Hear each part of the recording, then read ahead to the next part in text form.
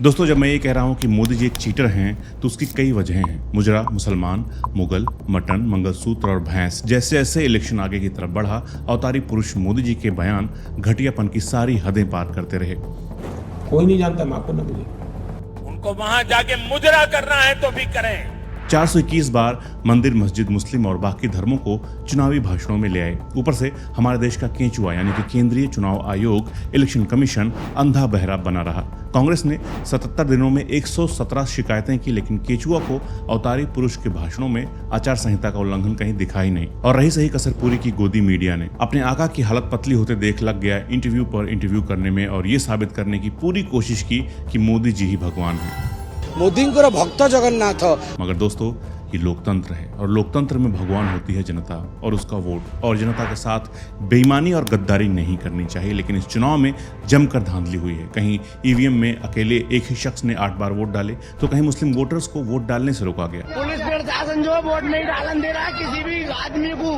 Voters की बुरी तरह पिटाई की भी खबरें आई। कहीं ईवीएम पकड़ी गई तो कहीं बूथ पर गुंडागर्दी हुई, जबकि फ्री एंड फेयर इलेक्शन हमारे कॉन्स्टिट्यूशन के बेसिक स्ट्रक्चर का हिस्सा है। आइए इस वीडियो में देखते हैं कि कैसे और कितने तरीके से मोदी जी और बीजेपी ने चीटिंग की है। क्यों ये चुनाव धांधली, बेईमानी और घटिया बयानों के लिए इतिहास में याद रखा जाएगा। वीडियो को देखने के बाद आप ये बताइएगा कि क्या ये चुनाव दोबारा कराया जाना चाहिए या नहीं। मैं जिस दिन हिंदू मुसलमान करूंगा ना, उस दिन मैं सार्वजनिक जीवन में रहने योग्य नहीं रहूंगा। मुझे लगता था कि शायद बायोलॉजिकली मुझे जन्म दिया गया है, परमात्मा की ही कोई इच्छा है। मोदींकर भक्त जगन्नाथ। पूरे देश से हमें खबरें मिली कि कैसे ईवीएम के जरिए तरह तरह से इस चुनाव में स्कैम हुए। जैसे यूपी के जौनपुर में स्ट्रांग रूम के बाहर ईवीएम से भरा हुआ ट्रक लोगों ने पकड़ा। वो तो सत्ते के गुलाम है, बोल रहे हैं सत्ते के गुलाम है टीएम साहब। यूपी के ही एटा में एक लड़के का वीडियो वायरल हुआ जिसमें वो कई बार बीजेपी के लिए वोट डालता दिखा। पोलिंग एजेंट बीजेपी के लिए पोलिंग बूथ के अंदर जाकर प्रचार करते दिखे। कहीं वोटिंग टाइम में जनता बाहर खड़ी रही और गेट बंद कर दिया गया। कहीं बिजली कट गई तो कहीं सीसीटीवी बंद कर दिया गया। कहीं ईवीएम की बैटरी डाउन हो गई। सिंपल सा फार्मूला है कि जहां कहीं भी क्लोज फाइट है वहां पर थोड़ी देर के लिए गेट बंद कर लो या सीसीटीवी बंद कर लो या कह दो कि बैटरी डाउन हो गई है और फर्जी वोट्स डालते रहो। ये तरकीबें काम ना आए तो वहां ईवीएम ही बदल दो। लोग क्या कर रहे हैं? फर्जी वोट डल रही है, फर्जी वोट डल रही है और क्या हो रहा है? अब सोचिए कि क्या इस देश में ऐसी बेईमानी की इजाजत होनी चाहिए? क्या ये गुंडागर्दी और दादागिरी नहीं है? ऊपर से चुनाव आयोग ने डेटा समय से अपलोड नहीं किया। लोग मांग करते रहे कि हर पोलिंग बूथ के वोटर के वोटिंग रिकॉर्ड को तुरंत रिलीज किया जाए, लेकिन चुनाव आयोग डेटा बहुत देर से अपलोड करता रहा। इसलिए लोग हेरफेर की आशंका भी जता रहे हैं। क्या ऐसे चुनाव पर भरोसा किया जा सकता है? क्या ये ईवीएम के जरिए, चुनाव आयोग के जरिए चीटिंग नहीं है, धांधली नहीं है, स्कैम नहीं है? और दोस्तों, इस देश में एक जगह और स्कैम चल रहा है और वो है आपको ट्रेडिंग के जरिए अमीर बनाने का ख्वाब दिखाकर। लेकिन आपको घबराने की जरूरत नहीं है, क्योंकि मैं आपको बता रहा हूं एक प्लेटफॉर्म के बारे में जिसका नाम है मार्केट वुल्फ। जी हां दोस्तों, मार्केट वुल्फ एक सेबी रजिस्टर्ड प्लेटफॉर्म है जहां आप बिना डीमैट अकाउंट के भी ट्रेडिंग कर सकते हैं विदाउट एनी टेक्निकल नॉलेज। और ये ऐप स्कैल्पिंग के लिए भी बेस्ट है। चलिए अब मैं आपको दिखाता हूं कि इसे यूज कैसे करते हैं। मैंने यहाँ खोला मार्केट वुल्फ का ऐप और पिन डाल के लॉगिन कर लिया। अब मैंने सेलेक्ट किया बेस्ट वे टू ट्रेड वाला ऑप्शन। अब मैं सिलेक्ट कर सकता हूं कि मुझे किस में ट्रेड करना है। चलिए मैं फिर निफ्टी चूज कर लेता हूं। यहाँ दिख रहे ट्रेंड्स देख के मुझे लग रहा है कि ये ऊपर जाएगा। एक अमाउंट डिफाइन करके अब मैंने सिलेक्ट कर लिया है अप ऑप्शन, और लास्ट स्टेप में मुझे चूज करना है फास्ट या फास्टर। रिस्क कम रखने के लिए लेट्स चूज फास्ट प्रॉफिट्स, और बस हो गया।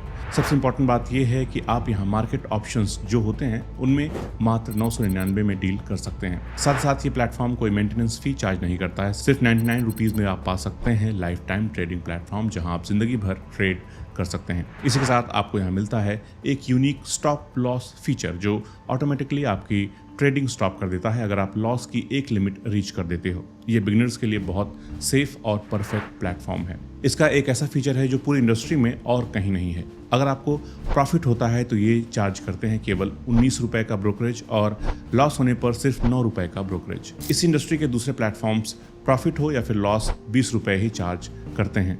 तो हुई ना ये आपके लिए एक अच्छी डील। तो जैसा आप देख सकते हैं कि कुछ ही देर में हमने 1652 रुपए का प्रॉफिट बुक कर लिया है, और वो भी इतनी आसानी से, क्योंकि ये ऐप यूज करना इतना इजी और सेफ है। आप तुरंत जाकर इसको चेकआउट करिए।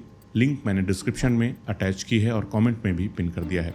गो and check out market wolf. ये तो हुई आपके काम की बात। अब वापस आते हैं अपने वीडियो के टॉपिक पर। तो दोस्तों, हमने इस चुनाव में ईवीएम की बात की और अब बात कर लेते हैं कैसे विपक्ष के नेताओं को जानबूझकर मोदी सरकार ने ईडी और सीबीआई के जरिए फंसाया। हैरान करते हैं आंकड़े कि 10 साल हो गए हैं मोदी जी की सरकार को। इन 10 सालों में सीबीआई के कई नेताओं पर कार्रवाई की गई, लेकिन इनमें से 95% नेता अपोजिशन के थे, विपक्ष के थे। मतलब साफ है कि भाजपा पार्टी के नेताओं पर सीबीआई ईडी की कार्रवाई नहीं होती है। और सुनिए कि साल 2014 के बाद से 25 ऐसे नेता थे जिन पर सीबीआई जांच कर रही थी, लेकिन इनके बीजेपी ज्वाइन करते ही इनके सारे पाप धुल गए। अब इन पर कोई केस नहीं चल रहा है और जो इस सरकार के सामने मजबूती से खड़ा रहा, जो नेता नहीं झुके, उनको बीजेपी ने परेशान किया। चुनाव के ऐन वक्त पहले जेल में डाला ताकि वो कैंपेन न कर पाए, उनका ध्यान इलेक्शन से हटे और उनकी तैयारियों पर पानी फिर जाए। इतने से ही दिल नहीं भरा तो कई सीट्स पर कैंडिडेट्स के नामांकन भी खारिज करा दिए गए। कहीं पर ऐन वक्त से पहले कांग्रेस कैंडिडेट को सेट कर रखा था कि वो अपना नाम वापस ले ले। अब आप मुझे बताइए कि क्या ये तरीका होता है चुनाव लड़ने का? इस तरह से सीट्स 400 पार करना चाहती है बीजेपी। अब की बार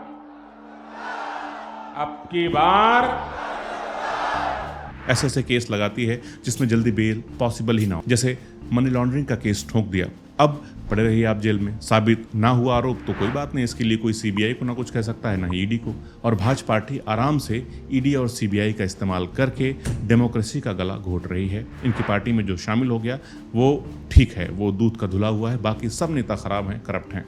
दोस्तों, चीटिंग करने की हिम्मत तब और बढ़ जाती है जब खेल का अंपायर ही बायस्ड हो, बीजेपी को सपोर्ट कर रहा हो।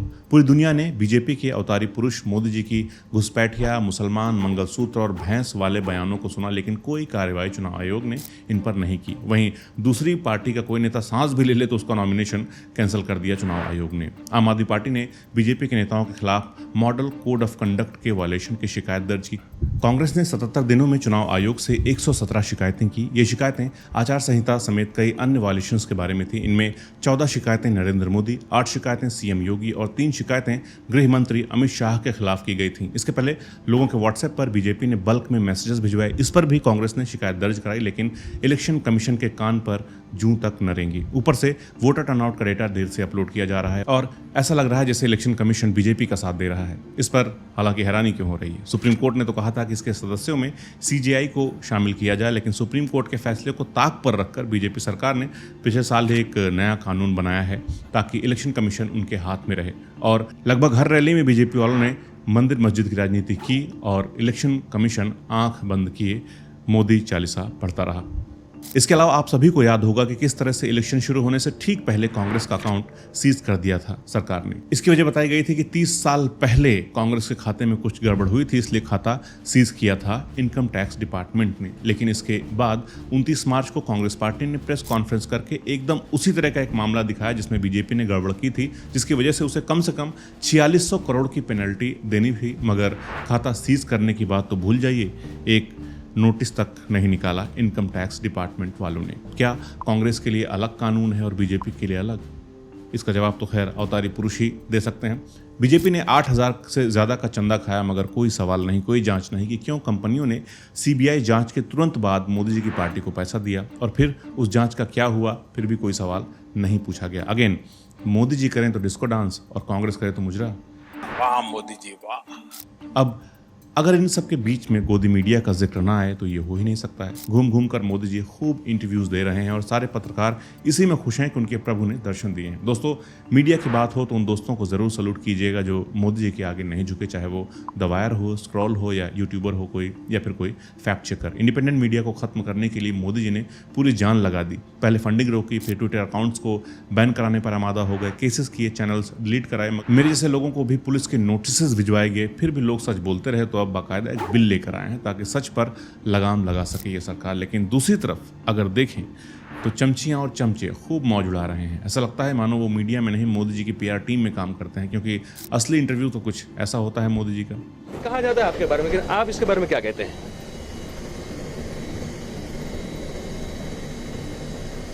इस बारे में आप कोई टिप्पणी नहीं करना चाहेंगे? आइए देखते हैं इनकी करतूतें। सबसे पहले सुनिए ये इंटरव्यू जिसमें मोदी जी कह रहे हैं कि कांग्रेस ने मुस्लिमों के लिए कुछ किया ही नहीं है। मैं मुस्लिम समाज को कह रहा हूं, क्या कारण है? सरकार की व्यवस्थाओं का बेनिफिट कांग्रेस के जमाने में आपको क्यों नहीं मिला? ठीक है, कांग्रेस ने मुसलमानों को कुछ नहीं दिया, मगर फिर ये क्यों कहते हैं कि कांग्रेस की सरकार आई तो सब कुछ मुसलमानों को दे देंगे और फिर उस संपत्ति को बांट देंगे और उनको बांटेंगे जिनको मनमोहन सिंह जी की सरकार ने कहा था कि संपत्ति पर पहला अधिकार मुसलमानों का है। जब इस वीडियो पर लोगों ने आपत्ति जताई तो मोदी जी ने कहा, मैं जिस दिन हिंदू मुसलमान करूंगा ना, उस दिन मैं सार्वजनिक जीवन में रहने योग्य नहीं रहूंगा। लेकिन फिर मोदी जी ये क्या है? कांग्रेस के नेता कहते हैं कि देश की संपत्ति पर पहला हक माइनॉरिटी में का मतलब मुसलमान का है। मैं जिस दिन हिंदू मुसलमान करूंगा ना, उस दिन मैं सार्वजनिक जीवन में रहने योग्य नहीं रहूंगा। वाह मोदी जी, वाह वाह। मतलब भक्त भी कंफ्यूज हो गए हैं कि आखिर मोदी जी कहना क्या चाहते हैं। इससे भी जी नहीं भरा तो एक नए भक्त से पूछवा लिया कि आपके अंदर एनर्जी कहाँ से आती है, रेड बुल पीते हैं क्या? मेरे अंदर क्यूरोसिटी ये रहती है, क्या वो प्रोटीन मिल्कशेक है, क्या वो प्रोटीन सप्लीमेंट है, इंस्टेंट एनर्जी ड्रिंक है, रेड बुल है। पहली बात है कि एक तो मैं कोई गोली नहीं खाता, गालियां जरूर खाता हूं। पहली बार देख रहा हूं कि किसी शख्स को गालियां खाने में भी गर्व महसूस हो रहा है। यही मीडिया जब विपक्ष की बात आती है तो उनसे लोकतंत्र, परिवारवाद, जातिवाद और दूसरे मुद्दों पर सवाल करता है, लेकिन मोदी जी हैं तो आम कैसे खाते हैं, थकते क्यों नहीं हैं, रेड बुल से एनर्जी लेते हैं, जैसा सवाल पूछता है। और आजकल हमारा मेन स्ट्रीम मीडिया भी लीन हुआ है मोदी जी की ध्यान लीला में। तो दोस्तों, इस वीडियो के जरिए आपको शायद साफ हो गया होगा, आपको मालूम चल गया होगा कि क्यों इस बार के चुनाव में मुझे लगता है कि चीटिंग की गई है, धांधली की गई है, ये एक स्कैम है। दोबारा चुनाव होना चाहिए। बाकी पार्टियों को इस चुनाव में फेयर एंड फ्री इलेक्शन लड़ने का मौका नहीं मिला। अगर आपको वीडियो अच्छा लगा हो तो कमेंट जरूर करके बताइए, और हाँ, मार्केट वुल्फ प्लेटफॉर्म को चेकआउट करना मत भूलना। लिंक डिस्क्रिप्शन बॉक्स में दे दिया है और कमेंट में पिन कर दिया है। तो जल्द मिलते हैं दोस्तों एक नए मुद्दे के साथ। नमस्कार।